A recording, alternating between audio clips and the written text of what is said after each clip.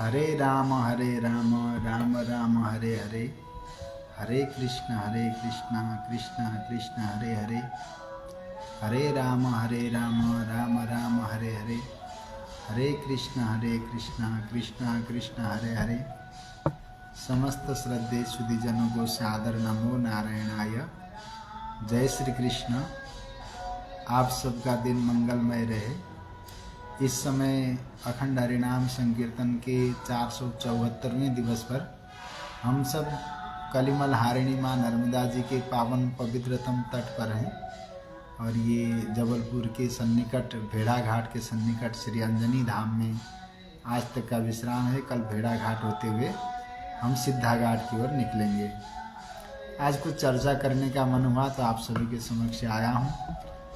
परम पूज्यपाद उड़िया बाबा जी को पढ़ रहा था, क्योंकि जीवन में ये मन सदैव भगवान की ओर अग्रसित रहे, इसलिए महापुरुषों के दिव्य आशीर्वचनों का अनुशीलन करना चाहिए और मन जिनका भगवान में लगा हुआ हो ऐसे दिव्य पुरुषों का संग करना चाहिए।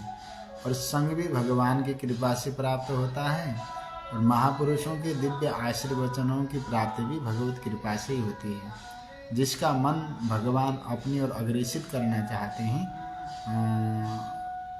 उनके लिए शास्त्र भी अनुकूल हो जाते हैं, समय अनुकूल होता है और ये मनुष्य जीवन अनुकूल हो जाता है, उनकी वाणी अनुकूल हो जाती है और सब अनुकूल हो जाते हैं। केवल उनका जीवन संसार के समस्त पदार्थों के लिए प्रतिकूल रहता है, संसार के परिस्थितियों में प्रतिकूल हो सकता है, परंतु भगवत चिंतन और भगवत दर्शन के लिए सब प्रकार से अनुकूल रहता है। संसार की विपरीत परिस्थितियों में जो भगवत चिंतन कर सके ऐसा जब भाव के जीवन में आता है तो समझ लीजिए कि उसके ऊपर भगवान की महती कृपा है। परिस्थिति विपरीत होने के बाद भगवान का स्मरण बने, भगवान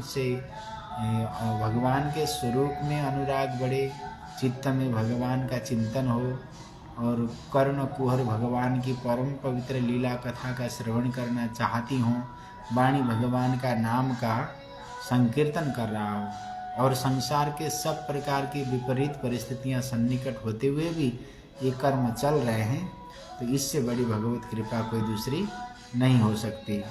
भगवान की महती कृपा है और ऐसा तब होगा जब अंतःकरण शुद्ध होगा। अंतःकरण शुद्ध तब होगा जब भगवान की कृपा होगी। जब तक भगवान की कृपा नहीं होगी तब तक कुछ भी नहीं होगा। बिनु हरि कृपा मिल ही नहीं संता और बिना निर्मल मन जन सो मोहि पावा, मोहे छल छिद्र कपट, मोहे कपट छल छिद्र न भावा। ऐसा दिव्य भाव भी हम देखें तो जब तक भगवत चिंतन नहीं होगा तब तक ये सब संभव नहीं है। तो आज उड़िया बाबा जी को थोड़ा हम देख रहे थे तो उड़िया बाबा जी के वाणी से साधक के लिए, भगवत प्रेमी सुसज्जनों के लिए बड़ा सुंदर भाव यहाँ प्रकट किया गया है। पूज्यपाद बाबा जी कहते हैं, जो संयमशील मनुष्य हैं, जिनका जीवन संयमित है, उनको सदैव 8 वस्तुओं का विशेष प्रकार से पालन करना चाहिए। क्या? सबसे पहला है सत्पुरुषों का संग। सत्पुरुष का परिचय क्या है? तो कहते जो सदैव दोष रहित हैं, निर्दोष हैं, निर्विकारी हैं और नित्य निरंतर सत्य रूपी परमात्मा के परम पवित्र भाव का नित्य निरंतर चिंतन मनन और निधिध्यासन करते हों और सत्य रूपी परमात्मा का संग करने का प्रयत्नशील मनुष्य जितने भी हैं ये सब सत्पुरुष हैं। और ऐसे सत्पुरुषों का संग सबसे पहला, जो संयमशील मनुष्य हैं उनके लिए सबसे पहला वो है। और दूसरा, सांसारिक किसी भी प्रकार की चर्चा को श्रेय नहीं देना अथवा सांसारिक चर्चाओं को ज़्यादातर अपनी वाणी से मुखरित न करना, उनका वर्णन न करना। अब हम लोग क्या करते हैं, माला भी जपते हैं, साधना भी करते हैं, संकीर्तन भी करते हैं। कोई एक दूसरे व्यक्ति मिल जाएं तो हम विशुद्ध रूप से क्या करते हैं, कि हम सांसारिक चर्चाओं में अभिप्रेरित हो जाते हैं। जन्म जन्मांतर के अनेक प्रकार के भाव के कारण हमारी वृत्ति, हमारा मन, हमारी वाणी उस संसार के दोष गुणों का वर्णन करने लग जाती है। पूज्यपाद उड़िया बाबा जी कहते हैं, आप लोग सांसारिक चर्चाओं से बचें। जो संयमशील मनुष्य हैं उनको इनसे बचना चाहिए। और तीसरा पक्ष बड़ा सुंदर दिया है, किसी की भी निंदा नहीं करना। नर्मदा जी के इसी पावन तट में किट्टी घाट है देवास जिले में। वहाँ एक बड़े सुंदर भाव से ये सिद्धाश्रम के शक्तिपात के बड़े सुंदर भाव में रहने वाले परम पूज्य स्वामी थे विष्णु तीर्थ महाराज। और उन्हीं विष्णु तीर्थ महाराज जी के शिवम तीर्थ महाराज जी ने बड़ा सुंदर भाव से एक भजन लिखा है कि निंदा किसी की ना करूं, निंदा किसी की ना सुनूं, वरदान दो मुझको प्रभु, करने से सुनने से बचूं। निंदा बड़ा हो अहम को, करता मन को मलिन है। तो ये मन को मलिन करने का काम निंदा करता है। किसी के चित्त में मलिनता का प्रादुर्भाव भी निंदा श्रवण से होता है, और निंदा का वर्णन करने से भी चित्त मलिन होता है। वर्णन और श्रवण दोनों के माध्यम से निंदा के द्वारा चित्त मलिन होता है। इसलिए क्या करना चाहिए? बोले किसी की भी निंदा नहीं करना चाहिए। और सबसे बड़ी बात, अपनी निंदा कोई कर रहा हो तो चित्त में क्षोभ नहीं होना चाहिए। आहा, इस संसार में किसी ने कह दिया कि तुझे वो ये कह रहा था, हम लोग सारा तप जप ध्यान साधना सब, अच्छा उसकी इतनी हिम्मत, हम बड़ा इतने पुरुषार्थी बन जाते हैं, इतने शक्तिमान हो जाते हैं कि हम निंदा श्रवण करने का सामर्थ्य हमारे कर्ण कुहरों में नहीं, हम इतने कमजोर हैं। वास्तव में निंदा श्रवण करने की सामर्थ्य आप में आ गई और आपका चित्त क्षोभित नहीं हुआ तो आपसे बड़ा तपस्वी व्यक्ति संसार में कोई दूसरा नहीं है। तो इसलिए इन वस्तुओं से भी कभी घबराना नहीं चाहिए। और अमानी रहकर सबको मान दीजिए, क्या फर्क पड़ता है? अमानी रहना, मान रहित रहना बहुत कठिन काम है, बहुत कठिन है। इसलिए सबको मान दो, अमानी हो जाओ। ये तो भगवान विष्णु का ही स्वरूप है। विष्णु सहस्त्र नाम अमानी मान दो मान्य, विष्णु सहस्त्र नाम है। ऐसे ही अब ये छठा है, सदाचार और सरलता के साथ साथ समय को व्यतीत करना है। सदाचार का बड़ा सुंदर प्रसंग है विष्णु पुराण के तृतीय अंश में। साधव क्षीण दोषास्तु सत्शब्द साधुवाचक। जिनके जीवन से समस्त प्रकार के दोष क्षीण हो गए हैं, जिन्होंने सत्शब्द को धारण किया हो, ऐसे साधु और उनके द्वारा जो आचरण किया गया उसका नाम सदाचार। सदाचार और सरलता के साथ एक एक पल सावधानी पूर्वक सदाचार से युक्त होकर व्यतीत करना चाहिए संयमित पुरुष को, और सरलता के साथ अभिमान रहित होकर व्यतीत करना चाहिए। प्रतिष्ठा से सदैव दूर रहना सबसे कठिन काम। पद प्रतिष्ठा का तो इतना भूख रहता है कि आजकल हम भगवान को भी गौण मानते हैं और हम स्वयं को अपना श्रेष्ठत्व साबित करते हैं।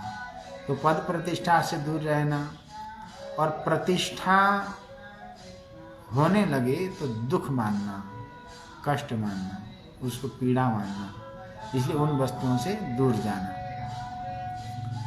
ये 8 वस्तुएं संयमशील पुरुषों के आभूषण हैं। पूज्यपाद उड़िया बाबा जी कहते हैं, ऐसा संयमशील मनुष्य मौन रह सकता है। मौन की परिभाषा क्या है? तो कहते हैं चित्त में चिंतन न हो उसी का मौन। चित्त में किसका चिंतन हो? विषयों का चिंतन हो, अनात्म वस्तुओं का चिंतन न हो, नाशवान वस्तु पदार्थ का चिंतन न हो, जगत का चिंतन न हो। इसलिए ऐसा चिंतन नहीं है तो उसी का नाम मौन है। वाणी के रोक देने से कोई मौन नहीं होता महाराज। मीत भाषण भी मौन है, परंतु मुख्य मौन तो चित्त को चिंतन शून्य कर देना है। आहा, चित्त को चिंतन शून्य कर देना है। देखो, 3 बातों को विशेष प्रकार से ध्यान देना चाहिए। क्या? व्यवहार शुद्ध हो, नियम निष्ठा और प्रतिज्ञा पालन। जिस संप्रदाय, जिस वर्ण, जिस आश्रम और जिस व्यक्ति में यह 3 बातें हैं वो तो ठीक है, नहीं तो उस वर्ण का, उस आश्रम का, उस व्यक्ति का पतन हो जाता है। क्या? व्यवहार शुद्ध नहीं है तो व्यक्ति का पतन है, वर्ण का पतन है, आश्रम का पतन है। नियम निष्ठा नहीं है तो व्यक्ति का पतन है, नियम निष्ठा नहीं तो वर्ण का पतन है, नियम निष्ठा नहीं है तो आश्रम का पतन है। और इसी भाव में कहें तो प्रतिज्ञा पालन नहीं है तो मनुष्य का पतन है, वर्ण का और आश्रम का भी पतन है। और जिस व्यक्ति में ये 3 बातें हैं वो तो ठीक है, नहीं तो पतन है। शास्त्र विधि के ग्रहण और निषेध के त्याग का उपदेश करता है। यह भी बिना दृढ़ प्रतिज्ञा किए नहीं हो सकता महाराज। क्या? जप, नियम, ध्यान और पाठ में प्रतिज्ञा पूर्वक किए जा सकते हैं। अतः 3 ही सारे संसार का, इन तीनों में सारे संसार के शास्त्र आ जाते हैं। कौन कौन से में? कौन कौन से कार्य में? तो कहते हैं कि जप, नियम, ध्यान और पाठ,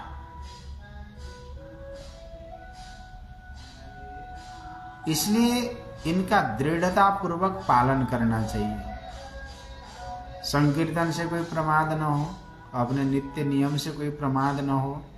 हम सोचते हैं ना कभी कभी, अब मैं अपनी मन की बात कहूँ, कभी कभी जब 50-60 किलोमीटर चलते थे, गर्मी होती थी, जब बंगाल से जगन्नाथपुरी की ओर जाने लगे तो शरीर पूरा थक जाता था और डिहाइड्रेशन ज़्यादा होती थी रास्ते में।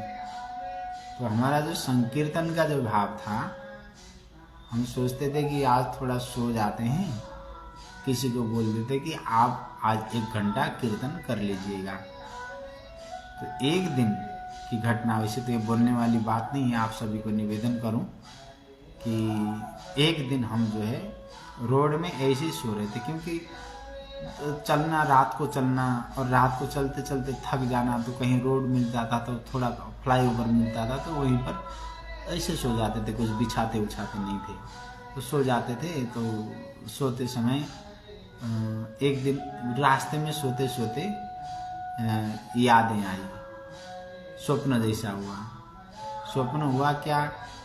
बोले कि तुम संकीर्तन करने निकला है कि सोने के लिए निकला है, और अपने शरीर थक गया, मन थक गया, तो उसके बाद संकीर्तन का भाव तुम किसी की जिम्मेवारी दे रहे हो? तो बोले नहीं। उसके बाद मैं उठा और अपना नित्य नियम करना शुरू कर दिया संकीर्तन का। क्योंकि ये जो शरीर है ना, ये श्वास है ना, आप सो के बिता दो, बैठ के बिता दो, संवाद करके बिता दो, निंदा करके बिता दो, या किसी की स्तुति करके बिता दो, कैसे भी व्यतीत करो, परंतु विशुद्ध रूप से अपने कर्तव्य पद से विमुक्त न हो। अपने को प्रमादी मत बनाओ। नित्य निरंतर भगवान के परम पवित्र नाम का आश्रय लेकर आप सबको निरंतर रूप से भगवान का नाम का आश्रय लेकर ही चलना चाहिए। अब देखो थोड़ा सा और आपको मैं बताऊं कि गुड़िया बाबा जी ने एक कहानी सुनाई।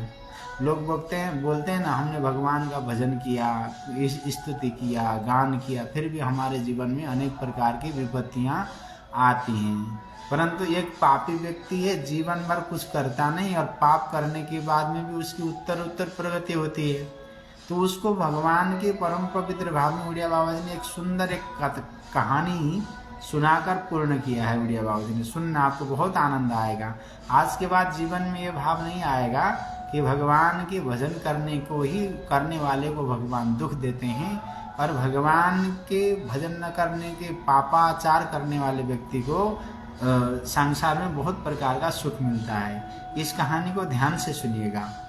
उड़िया बाबा जी महाराज कहते हैं कि एक गांव में एक परचून की दुकान थी, और उस परचून की दुकान का दुकानदार था। उसके सन्निकट में, उसके सामने एक हलवाई की दुकान थी। दोनों की दुकानें आमने सामने सटी हुई थी महाराज। एक परचून की दुकान थी, एक हलवाई की दुकान थी। और इन दोनों में परचून की दुकान करने वाला तो ईमानदारी से धर्मपूर्वक अपनी सामग्री बेचता था, और हलवाई दूध में पानी मिलाकर बेईमानी से अधर्मपूर्वक व्यवहार करता था।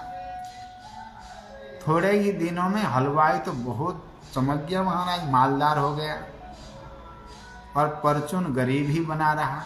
उसके बाद वो धर्म से करता, कुछ हुआ नहीं। परचून इस विषय में पंडितों से प्रश्न करता था, जाता था, कुंडली ले जाता था, दिखाता था, मैं इतना धर्म करता हूँ फिर भी मैं कुछ नहीं, वो पाप करता है तो भी वो बढ़ रहा है, ये कैसे हो गया। पंडितों से प्रश्न करता था कि धन कैसे होता है। इसका उत्तर पंडित दिया करते थे कि धर्म से ही धन होता है। उसकी समझ में ही नहीं आता था, क्योंकि उसका जो पड़ोसी है हलवाई दिन प्रतिदिन पापाचार में लिप्त था और अधर्म करके मालदार हुआ महाराज। एक दिन एक विरक्त महात्मा आए, उनसे भी उस परचून की दुकान करने वाले ने पूछा, दुकानदार ने। महात्मा चुप हो गए और एक वहीं रहने लगे। कुछ दिन पीछे बोले, तुम गंगा स्नान को चलोगे? वहीं पहुंचकर महात्मा ने गंगा किनारे गड्ढा आदमी की ऊंचाई से गहरा तैयार किया महाराज, और परचून के दुकानदार से कहने लगे कि इसके भीतर खड़े हो जाओ। उसके खड़े हो जाने पर दूसरे आदमियों द्वारा उस गड्ढे में जल भरवाने लगे महाराज। जब 200-250 घड़े जल भर दिया गया तो परचून के दुकानदार के गले तक जल आ गया महाराज। अब परचून के दुकानदार वाला बोला, अब यदि 2-4 घड़े और डलवा दिए गए तो महाराज मैं मर जाऊंगा। तो महात्मा जी ने कहा, यदि 100 घड़ा पानी डालने से तू नहीं मरा तो अब 2-4 घड़े डलवाने से कैसे मर जाएगा। देखो, इस जल की तरह जब तक पाप मनुष्य के कंठ तक रहता है तब तक पता नहीं चलता, जब आगे बढ़ता है दम घुटने लगता है महाराज। सच में दम घुटने लगता है, तभी उसका दुष्परिणाम जान पड़ता है। इसी प्रकार जब अधर्म से उपार्जित संपत्ति को चोर चुराने लगते हैं, अग्नि भस्म कर देती है, रोग और मुकदमेबाजी समाप्त कर देती हैं, तभी उसका दुष्परिणाम मालूम पड़ता है। वास्तव में तो धर्म से ही धन की रक्षा होती है। हम जब बहुत वर्ष पहले की बात है कि उत्तर प्रदेश और उत्तराखंड का एक बॉर्डर है किच्छा, रुद्रपुर के पास, वहाँ रहा करते थे। तो 2 भाइयों में बहुत लड़ाइयाँ महाराज, बहुत ज़्यादा लड़ाइयाँ। एक दूसरे को देख न पाए, संपत्ति के लिए मार धाड़ चले और एक दूसरे को गिराने के चक्कर में पड़े, नाना प्रकार के अस्त्र शस्त्र का प्रयोग हो। तो हम एकांत में रहते थे, तो एक बार उनके भाई हमारे पास आ गए। आने के बाद कहते हैं कि महाराज कोई ऐसा उपाय बताइए कि जिससे ये समाप्त हो जाए। बोले, नाम नहीं बताएंगे। तो हमने कहा कि आपके माताजी के गर्भ से आए, एक ही रक्त से आप सब आए, तो आपकी वृत्ति में ये कैसे आ गया कि इसको मारना है। और ऐसा कोई उपाय हमारे पास तो है ही नहीं, क्योंकि हम तो एक ही बात जानते हैं कि आपस में प्रेम सद्भाव बने तो धर्म बचा रहेगा। और प्रेम सद्भाव के कारण इस अनमोल मनुष्य जीवन के द्वारा भगवत प्राप्ति हो, सब में भगवान का दर्शन हो। इसका तो उपाय है, किसी को मारने का उपाय हमको भगवान ने संयमनीपुरी का मालिक बना के नहीं भेजा है। हम भी हम मृत्यु लोक के एक मरणासन्न जीव हैं, मरण धर्मा जीव हैं, और आप चाहते हैं कि आपके भगवान की प्रेरणा से आए हैं तो भगवान के भजन में आप लगें, ये हम चाहते हैं। बाद में भगवान की कृपा रही, आपस में प्रेम हुआ, उनका आपस में सद्भाव हुआ, जो भी थोड़ा बहुत राग द्वेष था समाप्त हुआ और आपस में मिलने लगे। ऐसे हमारे जीवन में बहुत सारी घटनाएं हैं। एक बार हमारे अब संकीर्तन चलता है रणायरा की परम पवित्र ग्राम में, हमारे हरिराम पाटीदार भक्तिराम पाटीदार राम कथा की परम पवित्र कथा में 8, 10, 15 साल तक का जो वैमनस्य था वो प्रेम से दोनों भाई मिलने लगे। अब इस संकीर्तन में प्रत्येक दिन कीर्तन में जाते हैं हरिराम जी, बहुत अच्छा लगता है, देखता हूँ तो बहुत मन खुश होता है रतलाम की पावन पवित्र धरा से। तो ये परस्पर का दिव्य भाव है। तो जीवन में किसी भी प्रकार से पाप जब गले से ऊपर आने लगते तब दिखाई देते, नीचे नहीं दिखाई देता हमारा। जैसे जल में आप स्नान करते हैं ना, तो गहराई में जाने लगे तो यहाँ से ऊपर जाए और लगेगा कि अब डूबने वाले हैं, नहीं तो नीचे तक किसी को डर नहीं रहता, नीचे बैठ के आराम से नहाते हैं किनारे पे। जब डूबने लग जाते हैं तब पाप दिखाई देते हैं। ऐसे ही जीवन में जब तक पाप का घड़ा गले से ऊपर नहीं जाता तब तक जीव को लगता है कि मैं जो कुछ कर रहा हूँ अच्छा कर रहा हूँ। और सबसे बड़ी बात बताएं आपको कि जब तक भगवान के नाम से हम जुड़े हैं और संसार के अनेक प्रकार के विपत्ति जो है ना तो एकदम गौण लगने लग जाए और चेहरे की मुस्कुराहट अलग प्रकार से आनंदातीत करने लगे। यहाँ की परिस्थितियाँ प्रत्येक क्षण, प्रत्येक पल, प्रत्येक भाव में मुस्कुराते हुए हमें छेड़ती रहे और हम मुस्कुराते हुए भजन करते रहे महाराज। यहाँ की विपरीत परिस्थितियाँ और हमारे अंतर्मन का शांति, संयम, संतोष, इन दोनों का युद्ध हो और संतोष जीत जाए महाराज।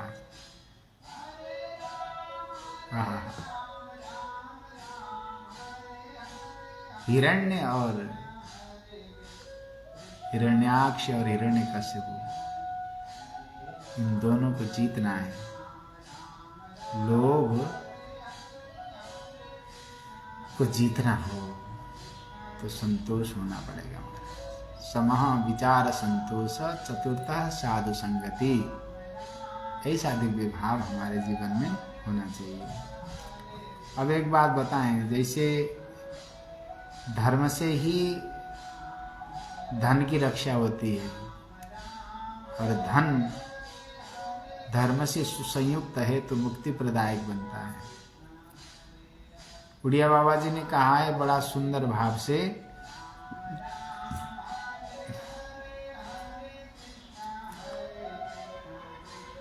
गुण दोष संसारी पुरुष ही देख सकते हैं।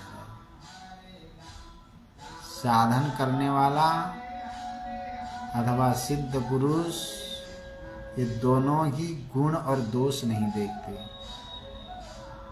बहुत मजेदार बात है, क्योंकि साधक को तो अपने साधन से ही छुट्टी नहीं मिलती और सिद्ध पुरुष को अपने इष्ट से छुट्टी नहीं मिलती। दोनों बड़ा ही सुंदर भाव से चलते हैं। अब ये दोनों गुण दोष कहाँ देखेंगे? और जो संयमशील मनुष्य हैं, संयमशील मनुष्य को जहां कहीं पर विवाद खड़े होने की संभावना दिखाई दे वहां चुप हो जाना चाहिए, मौन हो जाना चाहिए। क्योंकि संसार में भिन्न भिन्न क्रियाएं होती हैं और वो एक दूसरे से मिलती नहीं। क्रियाओं के इस विरोध पर ध्यान नहीं देना चाहिए। समझना चाहिए कि संसार भगवान का नाटक है। इस संसार को क्या समझना चाहिए? समझना चाहिए भगवान का एक नाटक है। इसमें कहीं यज्ञ दानादि पुण्य कर्म हो रहे हैं तो कहीं गोवध जैसा घोर कर्म भी हो रहा है। साधक को तो दोनों अवस्थाओं में शांत रहना चाहिए। इसे भगवान का नाटक समझकर एक जगह राग और दूसरी जगह से द्वेष नहीं करना चाहिए। परमार्थ मार्ग में तो समान भाव रखना ही मुख्य है। तो इसलिए वाणी के संयम से तप की वृद्धि होती है, और जिसका तप बढ़ जाता है उसे फिर विशेष सांसारिक प्रवृत्ति का झंझट नहीं रहता है। तप के प्रभाव से स्वयं ही उसका सब काम होता रहता है। और इसलिए आप सब शांति चाहते हो तो 4 बातों का विशेष प्रकार से ध्यान देना।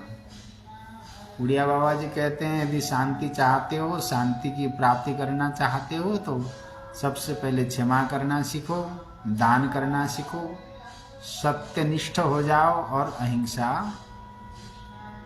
ये 4 वस्तुओं को, और धर्म प्राप्ति की कामना वाले जीव को क्या करना चाहिए? बोले तप, शौच, दया और सत्य। तो इसलिए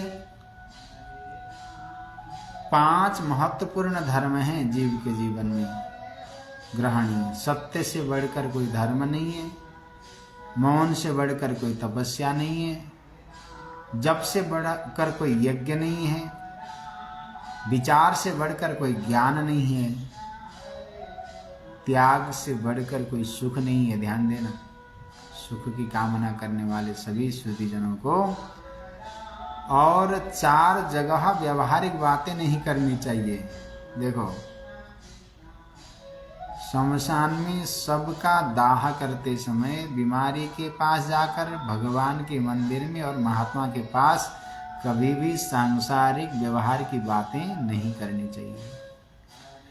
अब यहाँ पर एक छोटी सी बात करके अपनी वाणी को विराम देता हूँ। उड़िया बाबा जी की दृष्टि में धर्म किसे कहते हैं? उड़िया बाबा जी से किसी ने पूछा कि बाबा धर्म किसको कहते हैं, धर्म क्या है, धर्म का वास्तविक परिचय क्या है? तो बाबा जी ने कहा कि जो जीव को नीचे गिरने न दे उसका नाम धर्म है। आहा, क्या प्रश्न, क्या उत्तर, क्या गजब का उत्तर। जो जीव को नीचे गिरने न दे उसका नाम क्या है? धर्म है। लोग उन्नति चाहते हैं परंतु पाप से नहीं डरते। ऐसी अवस्था में उनकी उन्नति कैसे हो सकती है? पाप से डरना चाहिए महाराज। यह भी एक बात बताओ कि अभी पता लग जाए कि कल मरण है, भय लगेगा ना? कितना बड़ा तपस्वी हो, ज्ञानी हो, ध्यानी हो, मृत्यु का भय तो रहता है सभी को, भय लगेगा ना?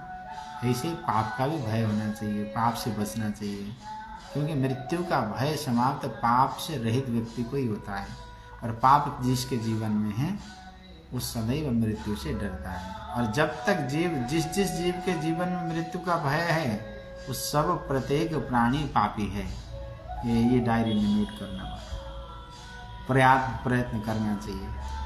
हम बड़े सौभाग्यशाली, सच में बहुत सौभाग्यशाली। मुझे बहुत याद आता है, मैं बहुत सौभाग्यशाली हूँ कि संकीर्तन पद यात्रा में नैमिषारण्य की पावन पुण्य भूमि पर परम पूज्यपाद श्री स्वामी सर्वेश्वरानंद महाराज जी की पावन उस संकीर्तन के चरण सन्निधि में रहने का अवसर मिला। वो भी कहाँ से? रौंसर से। हमारे परम श्रद्धेय पिता तुल्य हैं, वैसे हम सन्यासी हैं परंतु हम उनको सच में पिता तुल्य ही दर्जा देते हैं। उनके जीवन में नाम संकीर्तन है, वह सब है। श्रद्धेय श्री हरिसुमिरन दीक्षित जी महाराज, उनके दिव्य भाव से रौंसर की उस पावन पुण्य धरा से इतना परम पवित्र भाव से जब नाम संकीर्तन का दिव्य भाव वहाँ चलता है तो मन में अलग प्रकार की आहा क्या आनंद आता है। तो जीव को सदैव अहर्निश भाव से प्रयत्न करना चाहिए कि पाप न हो, ऐसा प्रयत्न करते रहना चाहिए। पाप तो, कष्ट तो बहुत होते हैं। हम कभी कभी सोचते हैं कि महापुरुषों की दृष्टि जो होती है ना वो गजब की होती है, गजब की होती है, नाम से जुड़े। अभी तो हमारी बात सबको उल्टी उल्टी लगेगी क्योंकि हम पगला गए हैं ना नाम से। नाम संकीर्तन का इतना भूत चढ़ा है। आप सबको बताएं, हमारे जो ठाकुर जी है ना, ये जगन्नाथपुरी में इनको शायद अनेक प्रकार का भोग लगता होगा। अब हमको इन्होंने 40-40 घंटे तक भूखा रहने का ठेका दे रखा है।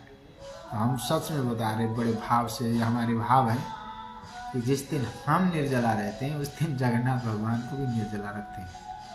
उनको जल तक भोग नहीं लगाते, स्नान कराते हैं और उनको नाम का भोजन चढ़ाते हैं, संकीर्तन का भोजन चढ़ाते हैं। उनका स्मरण आता है ना तो आंसू अनवरत रूपेण बहने लगते हैं।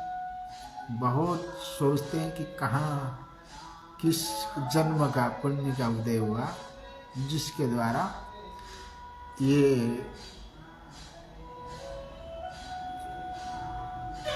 इनका सन्निधि हमको प्राप्त हुआ, इनके नाम का आश्रय हमको प्राप्त हुआ। बहुत बहुत सौभाग्यशाली है। अनेक प्रकार के शरीर की स्थिति को भी तोड़कर रखने के बाद में भी अपने नाम का अमृत पिलाते रहते हैं। भगवान बहुत दयालु है और इनसे तो हमारा सोना बैठना उठना खाना साथ है। इनकी कृपा से तो चल रहे हैं, इनकी कृपा से श्वासें चल रही हैं, इनकी कृपा से मनुष्य जीवन चल रहा है। और हम तो यही कामना करते हैं नाम संकीर्तन से, हमें कुछ नहीं चाहिए। पूरा भारत आपके उपकार से उपकृत होकर आपके दिव्य चरणों का संकीर्तन करने लगे और इस संसार में हमको कुछ भी कहीं पर भी कुछ नहीं चाहिए। बहुत भावुक हो जाता हूँ कभी कभी, स्थिति देखता हूँ चारों तरफ।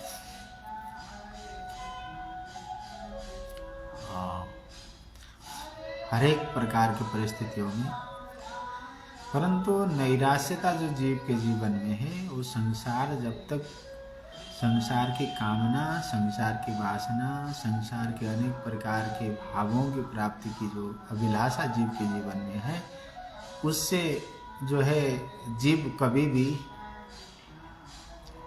भगवान के प्रति तो प्रेमी नहीं बन सकता।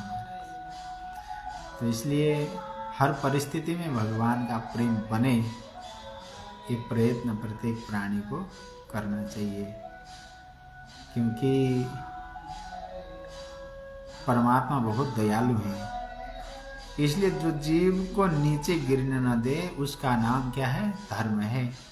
हमारा प्रत्येक कर्म जो है जीव नीचे न गिरने पाए, ऐसा हमारा कर्तव्य बने, इसी कामना के साथ हम सबको रहना चाहिए। और देखो, जब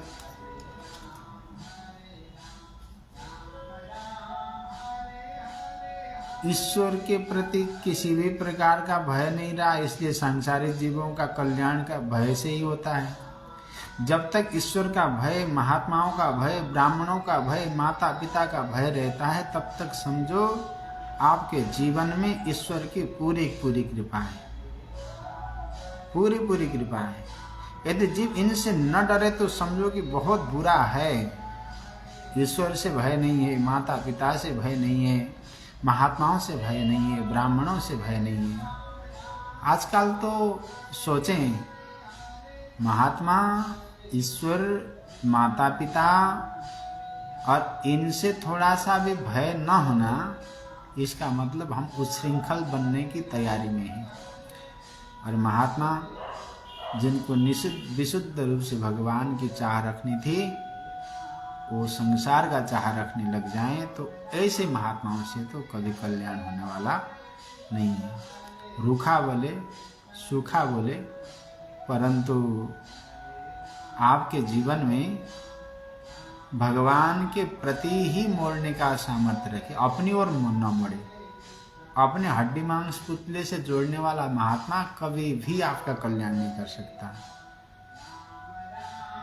तो इतना अद्भुत भाव से, इतने अद्भुत भाव से भगवान के प्रति निष्ठा जागृत हो जाए, तब जाके भाव रहता है। देखो, एक भक्त ने पूज्यपाद महाराज श्री से प्रश्न किया कि महाराज, देश की उन्नति के लिए बहुत लोग प्रयत्न कर रहे हैं, फिर भी देश की उन्नति क्यों नहीं हो रही है?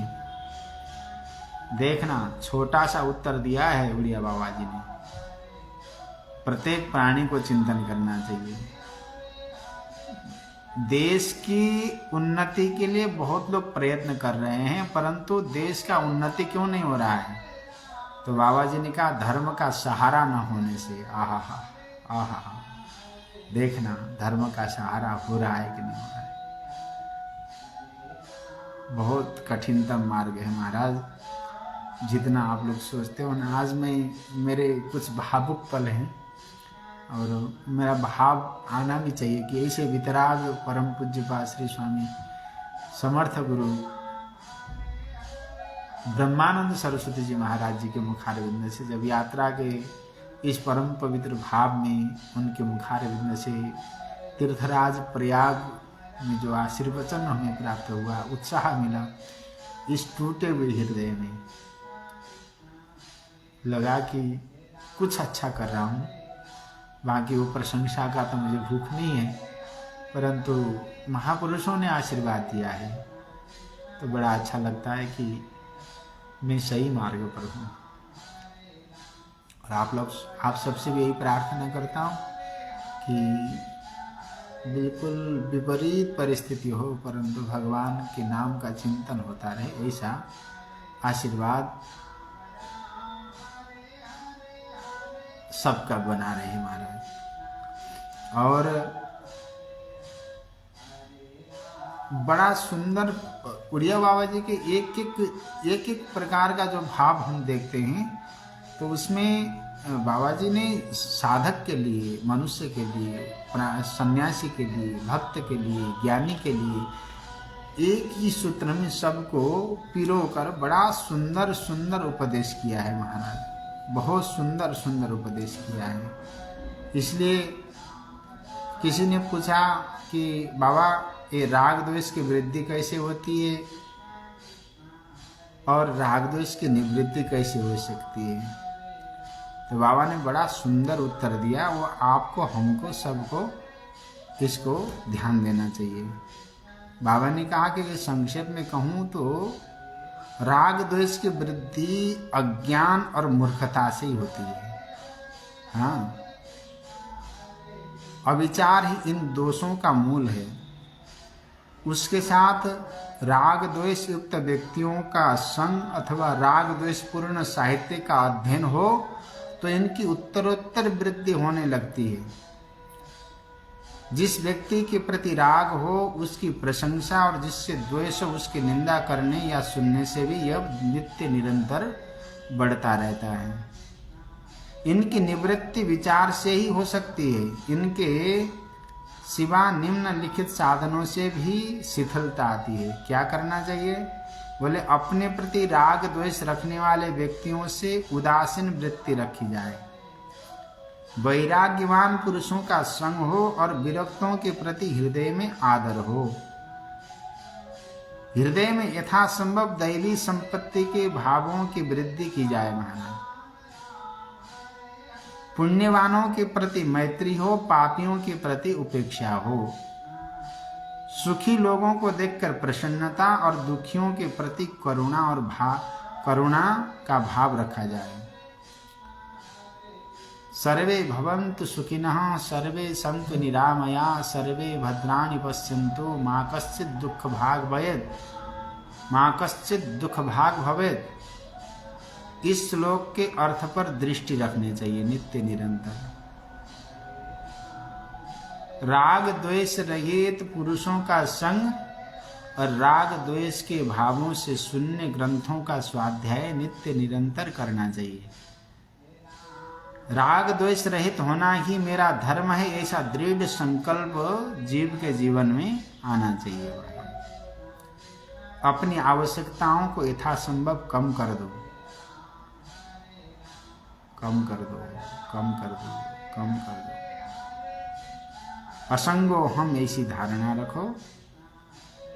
भगवत भक्ति के द्वारा हृदय को भर दो जिससे संसार या सांसारिक पुरुषों का चिंतन करने के लिए अवकाश ही न रहे।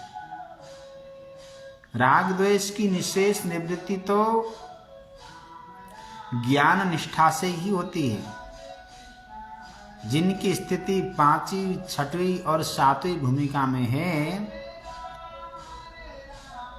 अथवा सर्वे भवन्तु से लेकर राग द्वेष रहित पुरुषों के संग भाव शून्य ग्रंथों के स्वाध्याय से लेकर उनके हृदय में राग द्वेष का सर्वथा अभाव हो जाता है। जिसके जीवन में सर्वे भवन्तु सुखिनः, सर्वे सन्तु निरामया, सर्वे भद्राणि पश्यन्तु मा कश्चित् दुःख भाग् भवेत् है, उनके जीवन में राग द्वेष का अभाव हो जाएगा। राग द्वेष रहित पुरुषों का संग न हो और राग द्वेष के भावों से रहित राग द्वेष रहित पुरुषों का संग हो और इनके भावों से शून्य ग्रंथों का स्वाध्याय हो, वहां भी राग द्वेष समाप्त हो जाता है। और राग द्वेष रहना ही मेरा मूल संकल्प है, दृढ़ निश्चय जिसके जीवन में, वहां राग द्वेष नहीं रहता है। इसलिए सदैव सब लोग सुखी हों, सब निरोग हों, सब शुभ का दर्शन करें और किसी को भी दुख की प्राप्ति न हो, ऐसा वो करना चाहिए। बाबा से किसी ने पूछा कि सत्य क्या है, तो बाबा ने कहा सत्य तो भगवान ही हैं। इस सत्य रूप भगवान की प्राप्ति सत्य रूप साधन से ही संपन्न हो सकता है।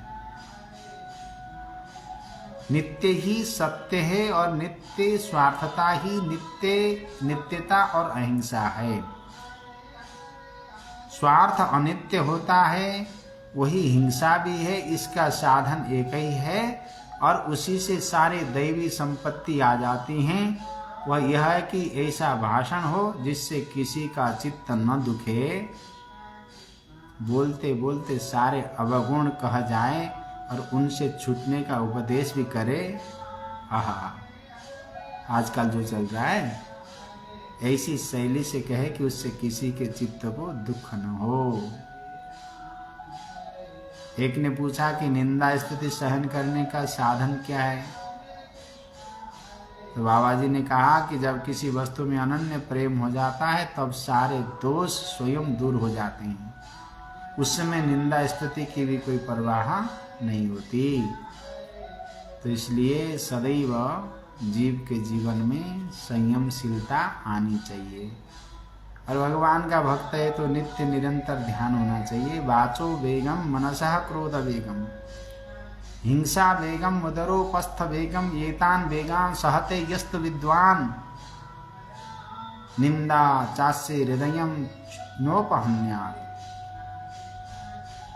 सभी जीव को वाणी, मन, क्रोध, हिंसा, उदर और उपस्थ आदि वेगों को सहन करना चाहिए और नित्य निरंतर भगवान के बने रहिए। आपकी श्वासें, आपकी चित्त वृत्ति सब बने, यही कामना करते हैं। और माघ पूर्णिमा सन्निकट है, एक एक क्षण व्यतीत हो रहा है, प्रति क्षण मृत्यु की ओर जा रहे हैं, प्रति समय बदल रहा है। बस इस समय को बचा लीजिए, संकीर्तन में लगाइए। हमारे एक परम पूज्य बाबा जी थे, श्याम सुंदर दास बाबा जी, नित्य निरंतर अहर्निश श्वासों से महामंत्र का जप करते हुए 3 गिरिराज की परिक्रमा करते थे। जब उनका अंतिम समय हुआ, कैंसर था, कर्क रोग था, तो बाबा जी को हम बहुत बार बोलते थे कि बाबा जी आप थोड़ा विश्राम कर लीजिए। तो बाबा जी हमको बोलते थे कि नहीं, अब तो पता लग गया है कि अब तो जाना है। अब हम नित्य निरंतर भगवान को जितना हो सके शरीर के द्वारा जप करके अपने पापों को प्रक्षालन करेंगे। भगवान का नाम जीव के पापों का प्रक्षालन करता है, इसलिए निरंतर भगवान के नाम का आश्रय लीजिए। ये हमारे अनंत अशेष मंगल में शुभकामनाएं आप सभी को। सर्वे भवन्तु सुखिनः, सर्वे सन्तु निरामया, सर्वे भद्राणि पश्यन्तु मा कश्चित् दुःख भाग् भवेत्। हरे राम राम राम हरे हरे, हरे कृष्ण कृष्ण कृष्ण हरे हरे, हरे राम राम राम हरे हरे, हरे कृष्णा कृष्णा कृष्णा हरे हरे,